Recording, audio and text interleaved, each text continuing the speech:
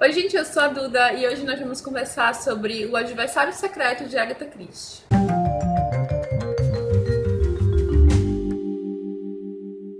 O Adversário Secreto ou O Inimigo Secreto, ele pode ser encontrado com esses dois títulos aqui no Brasil. É o segundo livro que foi publicado pela Agatha Christie. O primeiro foi O Misterioso Caso de Styles e nós já conversamos sobre ele. No início de sua carreira, a Agatha tinha fechado um acordo de publicar 5 livros com o seu editor. Então este aqui foi o segundo, já estava pronto mesmo antes de ela ter publicado o primeiro. Eu já tinha lido O Adversário Secreto nesta edição aqui da Best Bolso, que com o título Inimigo Secreto, mas fazia uns bons 10 anos que eu tinha feito essa leitura, então eu não lembrava absolutamente de nada da história. Eu lembrava que era uma história protagonizada pelo Tom e Tuppence, que são dois detetives da autora que protagonizaram alguns livros dela. No total são 5 livros protagonizados pelo Tom e pela Tuppence. Eu tenho uma predileção pelos livros do Poirot ou então pelos livros da Miss Marple. Os livros deles dois são livros legais, mas não eram dos meus preferidos. Ainda assim, eu adorei ter feito essa releitura. Foi muito divertido e, na verdade, é justamente esse o intuito, né, da Agatha quando escreveu este livro. Tanto que, logo no comecinho, ela dedica este livro a todo mundo que tem uma vida monótona e gostaria de viver uma grande aventura, assim, em segunda mão através do livro. Então, como ela escreveu também, mais ou menos naquela época, logo após a Primeira Guerra Mundial, a gente percebe nesta aqui história especificamente, mas envolta nesse pano de fundo de espionagem, de guerra. Inclusive o começo do livro se passa em plena Primeira Guerra Mundial, mas é apenas uma rápida introdução no primeiro capítulo, com o torpedeamento de um navio, né, o naufrágio do navio, que é o Lusitânia. É um naufrágio de fato real, eu não sabia disso, esse naufrágio do Lusitânia realmente ocorreu, então ela usou esse acontecimento real do naufrágio do Lusitânia para dar o pontapé inicial aí na sua história. E logo depois nós conhecemos os nossos protagonistas que estão se reencontrando, né? São amigos de infância e se reencontram depois de algum tempo separados. Eles normalmente tinham se encontrado durante a guerra. Os dois foram voluntários na guerra e agora estão desempregados, procurando qualquer coisa que puderem se agarrar, já que eles não querem voltar. No caso da Tuppence, não quer voltar para casa do pai. Ela é uma moça moderna para a época, né, cheia de ideias e vontades. Ela não se adequava ali, o pai dela era um arquidiácono numa cidadezinha, então ela não queria de forma alguma voltar. E essa trama vai começar de uma forma bem mirabolante, já que o Tom e a Tuppence não eram detetive. E por uma coincidência do destino, daquelas bem coincidências mesmo, eles são inseridos, mergulhados nessa trama que está ocorrendo. Existe esse inimigo invisível, já que ninguém sabe quem ele é, conhecido como Mr. Brown. E nesse sentido, até lembra um pouco o Moriarty de Sherlock Holmes, né, que é um inimigo que está sempre por trás de tudo. É um inimigo extremamente poderoso e inteligente, só que ele nunca aparece, nunca dá as caras, utiliza outras pessoas para concluir os seus intentos, enfim, fazer com que as coisas funcionem da sua maneira. Sim, existem vários clichês ao longo da história, mas a Agatha consegue trabalhá-los de uma forma divertida e de uma forma inusitada, em certo sentido. Especialmente por conta dos personagens principais, que são muito divertidos. Esse tom divertido vai permear toda a história, né?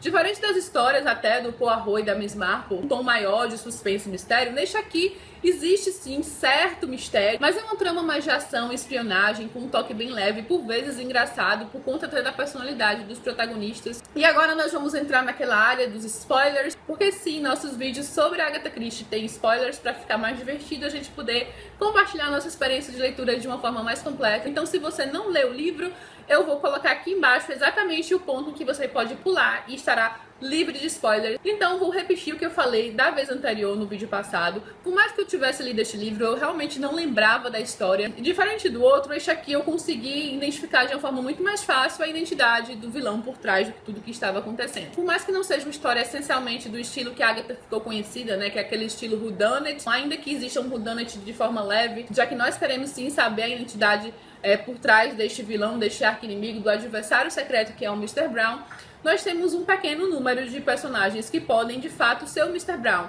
Eu diria que talvez 3 ou 4 no máximo, assim, na verdade, nós leitores, eu creio que ficamos mais entre 3, essencialmente entre 2, que é o Julius, que é um personagem inserido ali no meio, ninguém conhece. O Phil Edgerton, eu não sei como é que se diz o nome dele, mas enfim, vocês sabem, é o advogado, conselheiro real. E o Mr. Carter, né? Só que o Mr. Carter é um velho conhecido do Tommy. Então nós logo descartamos, né? Já que o Tommy o reconhece de cara, mas de certa forma poderia sim ser, quem sabe, dependendo de como a Agatha quisesse trabalhar. Mas essencialmente nós ficamos com duas suspeitas. Seria muito mais fácil o Julius ser este arqui-inimigo, já que ele apareceu e ninguém o conhece. Só que se a gente parar para observar, as evidências apontam muito mais para o advogado, né? O Edgerton.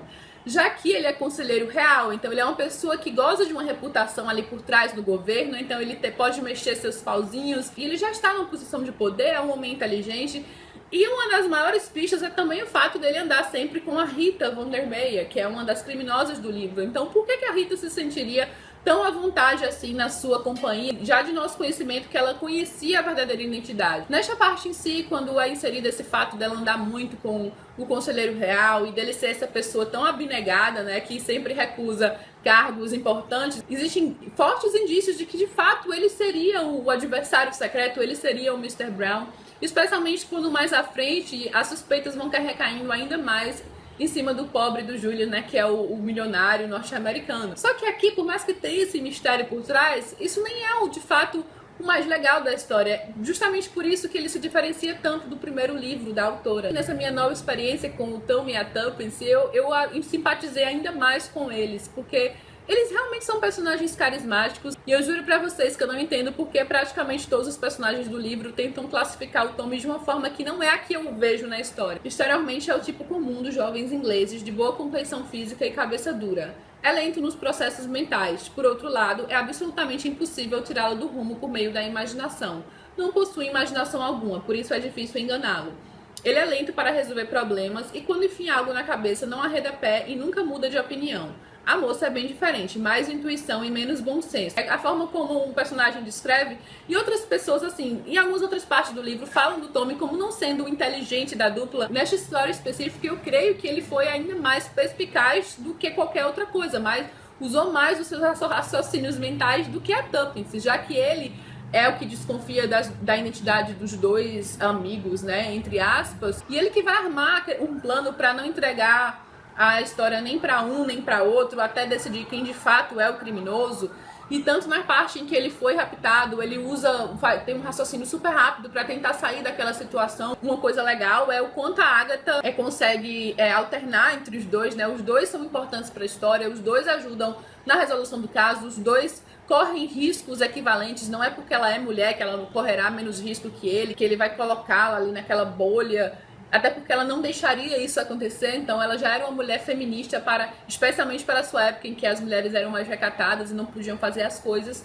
E isso é algo muito legal na personalidade da Tuppence. Em relação a essa edição, existem alguns erros de revisão, mas o erro de revisão mais crítico na história é um que eu até vim olhar na minha outra edição e que aqui está corrigido. Durante o livro, uma das maiores pistas é justamente uma carta que a Tuppence escreve para o Tommy, só que ele se dá conta que é uma carta falsa pela forma como ela assinou, porque ela assinou o nome dela como Twopence, como tem aqui embaixo, já que é assim que o nome é pronunciado. No caso seria Twopence, não seria Tuppence, mas eu digo Tuppence. Ela tem esse apelido, não é dito como chegou a este apelido, já que o nome dela é Prudence Cowley. Só que nesta edição aqui, o nome dela está assinado corretamente na carta. E depois, quando ele vai explicar como ele se deu conta de que ela nunca assinaria o nome dela errado, eu fui olhar e o nome dela está certo. Então, assim, a gente não tem como desconfiar junto com o personagem. É exatamente essa carta. E aqui está assinado da forma correta. Então, quando ele explica, não faz sentido, já que a gente leu da forma correta. Mas são apenas detalhes, assim. Não é uma coisa que atrapalha. Isso é a única coisa que, de fato, atrapalha, né? Mas os erros de revisão não atrapalham a história que eu não costumo ligar tanto pra isso, mas sim existe. Pra quem liga, existem alguns erros de revisão aqui nesta edição, apesar da edição estar muito, muito bonita.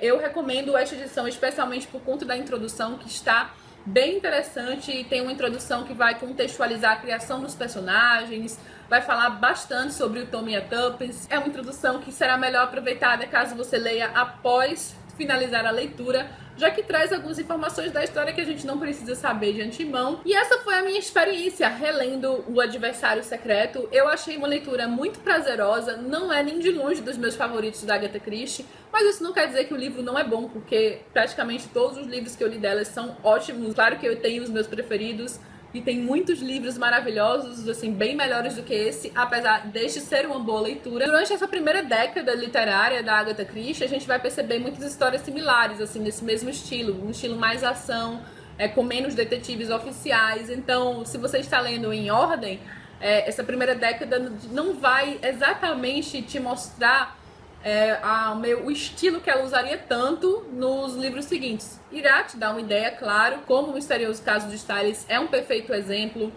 o Assassinato no Campo de Golfe, que será o próximo que nós vamos ler, também é um perfeito exemplo, mas muitos livros que ela escreveu nesta primeira década são tramas com mais ação mesmo, que é o caso de Segredo de Chimneys, O Mistério dos Sete Relógios. Posso até dizer que eu gostei mais do livro nesta releitura por me familiarizar mais com os personagens e relembrar dessa interação entre os dois, e que eles funcionam bem juntos e são alguns dos personagens mais carismáticos da autora. Alguns podem até dizer que o Poirot não é carismático, mas pra mim o Poirot é extremamente carismático. O Poirot tem uma personalidade incrível e dá a todos os livros protagonizados por ele toda uma vivacidade. E falando do Poirot, isso me lembra que eu já gravei vários vídeos com minha tatuagem, que eu fiz no comecinho desse mês, mas eu ainda não tinha mostrado direito pra vocês. Eu fiquei de comentar um pouquinho mais no vídeo de Agatha Christie. Eu fiz justamente o bigode do Poirot, gente, o mustache, que é exatamente igual ao do Poirot. Eu peguei o modelo, eu não tô conseguindo mostrar direito, né? Mas ele é exatamente no meio do meu braço. O significado que o Poirot e a Agatha Christie têm na minha vida é algo que irá perdurar, até em relação ao meu amor pela literatura, já que foi com os livros de Agatha Christie que eu lia desde criança, e alguns outros, como por exemplo Sherlock Holmes, que ainda virá em vídeos posteriores. Nós faremos leituras do Sherlock Holmes também. Eu devo muito a eles dois e a thrillers e a literatura policial de uma forma geral, o meu amor pela literatura. E também o fato de que Poirot e Agatha sempre serão o que eu mais irei ler em toda a minha vida, né? Já que em relação à quantidade de livros, eu já li mais de 60 livros, assim, talvez eu já esteja chegando em 70, antigamente eu anotava, só da Agatha Christie. E eu tenho certeza que nenhum autor específico irá ultrapassar essa quantidade, nenhum personagem específico irá ultrapassar a quantidade de livros que eu li. Então, o Poirot é o personagem que mais me fez companhia ao longo de toda a minha vida, e a Agatha é a autora que mais me fez companhia, e uma autora tão importante na minha vida, e também marca essa nova etapa, né, que nós estamos agora compartilhando, essa releitura pra mim dos livros da autora. Então, eu precisava fazer uma tatuagem do Poirot, assim. Quando eu coloquei isso na cabeça, eu me dei conta que era a coisa que eu mais queria fazer no momento, então eu fui e fiz. E tenho ideia já para algumas outras, eu até ia fazer ao mesmo tempo, mas eu resolvi fazer primeiro essa e depois vou colocando em prática as minhas outras ideias e depois converso um pouquinho mais com vocês sobre tatuagens. E no mês de julho nós iremos ler em conjunto Assassinato no Campo de Golfe, um caso de Hercule Poirot e do seu amigo Huston, que vai ficar um pouquinho mais pro final do mês de julho. Nós vamos conversar mais uma vez numa quinta-feira, acho que vai virar costume conversarmos sobre a Agatha sempre numa quinta-feira,